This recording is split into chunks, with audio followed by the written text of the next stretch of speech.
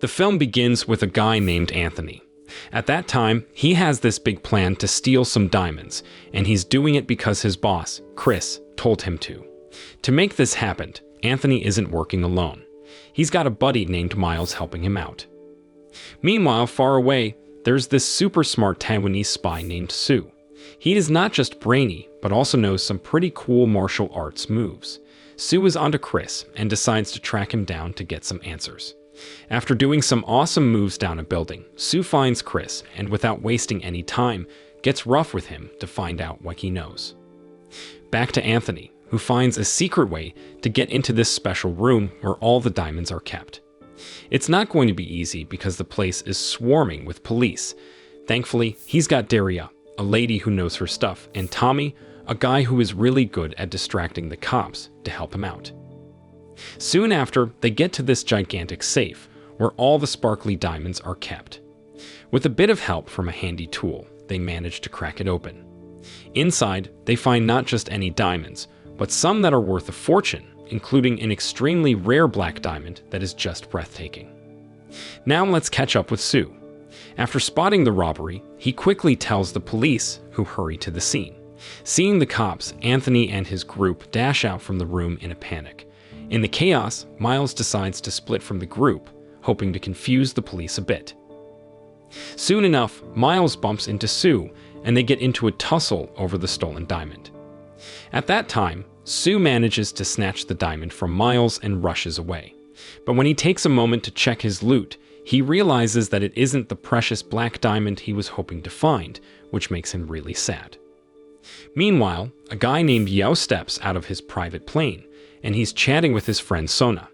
At that time, Sona shares some news with Yao that it seems that the rare black diamond they were both interested in has been swiped by some mystery person. Going back to Anthony, we find him regrouping with Miles, who has made his way back to them. They start brainstorming their next move. During their chat, Miles mentions that he thinks the diamond was taken by a Chinese guy named Sue.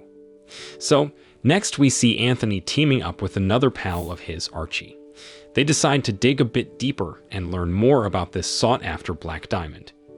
Anthony thinks it would be a good idea to check in with his boss, Chris, but when he gets there, he finds Chris dead, which is pretty awful. Sue is there too, and he tells Anthony that he didn't kill Chris, but Anthony isn't buying it, and they start fighting. In the middle of their brawl, a phone starts ringing. Anthony grabs it, and it's Yao on the other end. Now, Yao is another guy who's dying to get his hands on that black diamond, and he's also the one who offed Chris.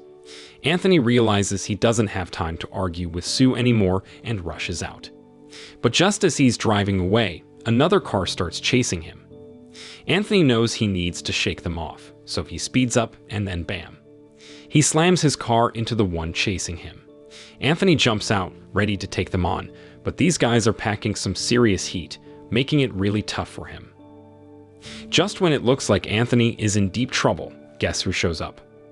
Sue. He decides to give Anthony a hand, and together, they throw punches and kicks, taking down the bad guys one by one.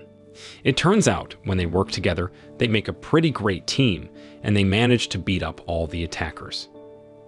So, just when they think they can catch their breath, Anthony gets a call from his buddy Archie, who tells him some bad news that the black diamond has been nicked. Archie has checked the security camera recordings, and it looks like the thief is working for this big mafia boss named Chambers, who, get this, is running his whole shady operation from inside a jail cell. Things are getting really mixed up now, and Anthony wants to know who Sue really is. Turns out, Sue is a spy from Taiwan, and that black diamond actually belongs to his home country. The Taiwanese government has sent him to get it back, which explains why he's been chasing the diamond all this time. Suddenly, Anthony gets another call, and it's Yao. Turns out, Yao has grabbed Anthony's son, Sat, and he's holding him hostage. He wants to swap Sat for another hostage, a lady named Vanessa. But Sue has a clever plan. He tells Yao he has the diamond, even though it's not true, to try and keep Vanessa safe. Sue suggests that he and Anthony should join forces. He will try to get the diamond back, and Anthony will do whatever he can to save Vanessa. It seems like the start of a new teamwork, with both of them determined to help each other out. Meanwhile, poor Vanessa is stuck in a car with Yao, who's keeping a close eye on her. At the same time, Anthony and Sue are trying to figure out their next move. Anthony is curious about who Yao really is, and Sue fills him in that Yao used to be his work buddy back in Taiwan, but he turned against their government and lost his job because of it. Next, Anthony and Sue make their way to the prison to have a chat with Chambers, the guy who's supposedly running this whole operation. But when they meet him, it seems like he couldn't care less about what's going on, which really gets under Anthony's skin. At that time, Anthony is super worried because without that diamond, Vanessa's life hangs in the balance. The tension rises and one of Chambers' guys tries to step in, but Sue swiftly gives him a boot. Realizing this meeting is going nowhere, Anthony and Sue decide to bail and figure things out on their own. Once they're outside, they start brainstorming where the diamond could be. Anthony has a hunch that it might be hidden in Chambers' private office or maybe even at a club Chambers owns, so they split up the work. Anthony will snoop around the office while Sue checks out the club, hoping that one of them will stumble upon the hidden diamond. Long story short, Anthony is dead set on finding that diamond. He teams up with Miles, and together they sneak into an office that looks a lot like the one Chambers uses. At the same time, Tommy is with them too, going undercover as a bug exterminator. Using his quick thinking, Tommy slips into the room and releases some bug spray to keep everyone out for a while. This gives Anthony and Miles the chance to hurry inside and start their search for the diamond. They search high and low, but no luck, the diamond is nowhere to be found. Just as they're about to give up, Chambers' goons show up. Anthony gets caught, but Miles thinks fast and manages to get away.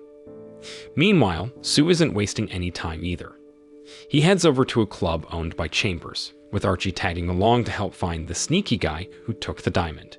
When they get there, they find out the place is hosting a free fight event, where anyone who signs up can join the brawl. Archie gets Sue signed up as a fighter, so they can blend in and continue their search without drawing too much attention. Inside the club, Archie gets to work, trying to find the person who snagged the diamond from him. He looks everywhere, but no luck, the person is nowhere to be found. Meanwhile, Sue, who got roped into being a fighter, really doesn't want to fight. But Archie convinces him that stepping into the ring will give them more time to find the diamond thief. So Sue reluctantly heads into the ring, trying his best just to dodge punches since he's really just trying to stall for time. Just when Archie spots their guy, Sue decides he's had enough of the fighting and tries to make a quick exit. But the organizers aren't having it, and they say the fight isn't over yet. Now it looks like Sue's got no choice but to take on a group of fighters who are closing in on him. Meanwhile, Anthony finds himself in a tight spot with the police accusing him of theft. He's not doing great, but he's not about to give up. Seizing an opportunity, he grabs a motorbike and makes a break for it, with the police hot on his heels. But Anthony's got some moves, and he manages to shake them off, hiding in a building before making a getaway with a buddy in a car. Back at the club, it turns out Archie not only found the person they were after, but also made a neat pile of cash from betting on Sue in the fight. Next, the scene switches to Yo visiting Chambers at his place. He has the same thing on his mind as Anthony, that he wants that diamond. But Chambers' way of talking really gets under Yo's skin, and he ends up lashing out, killing Chambers right there on the spot. As the night rolls in, Sue, Anthony, and their gang find themselves at Chambers' office. It's a grim scene inside, with all the guards dead. At that time, Chambers had stashed away one single diamond, but it looks like Yao and his crew got to it first and snatched it. Now Yao has got what everyone's been after, which was the diamond, and he's ready to show it off to a bunch of eager buyers. To prove its worth, he demonstrates the insane amount of radiation the diamond can give off. As it turns out, this isn't just any diamond. It's a potential explosive device, one that could cause even more destruction than an atomic bomb. No wonder everyone's so desperate to have it. At that moment, Vanessa manages to break free from her restraints. She finds a phone and quickly calls her dad. Anthony is on the line, anxious to find out where she is, but since the car windows are covered in paint, Vanessa can only describe what she sees inside. It was silver chairs and laser lights. Not wasting any time, Anthony rallies his team to find Vanessa. It seems Yao is also around. Thanks to a tip about helicopters landing at a certain spot, they pinpoint a hangar as the potential location. They race over there without a moment to lose. Meanwhile, Yao is busy showing off the diamond to potential buyers, bragging about its capabilities and trying to secure the highest bid. Just then, Anthony and his crew burst in, taking down Yao's men one by one. The scene turns chaotic as Archie crashes in with a Leopard tank. Seeing the mayhem, the frightened buyers scatter, tripping over each other to escape the madness. Soon after, Sue was just about to snatch the diamond from Yao when Sona steps in, stopping him with a bit of a scuffle. Then Yao takes this chance to make a run for it. In the midst of the chaos, Daria jumps in to give Sue a hand, leaving him free to chase after Yao. Meanwhile, Yao is trying to make a getaway by car. Tommy isn't having any of it though, and shoots at him with his gun. Over on another side, Anthony is fiercely fighting to protect his child. Fast forward a bit, and we see Yao attempting another escape, this time in helicopter. Just as he lifts off, Archie lands a shot from the tank, bringing the helicopter crashing down. Now we head back to Daria, who has just taken out Sona. At the same time, Anthony is there too, holding his own and taking down his enemy. Surprisingly, Yao survives the crash and finds himself face to face with Sue. This is where a fierce battle kicks off between them. Fortunately, Sue manages to overpower Yao, ultimately ending him with the very radioactive substance Yao was flaunting earlier. After the dust settles, everyone regroups.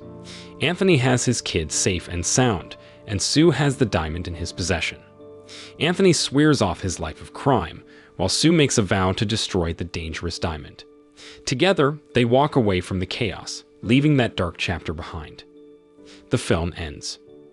The moral lesson from the film is when chasing diamonds, make sure they're not radioactive explosives.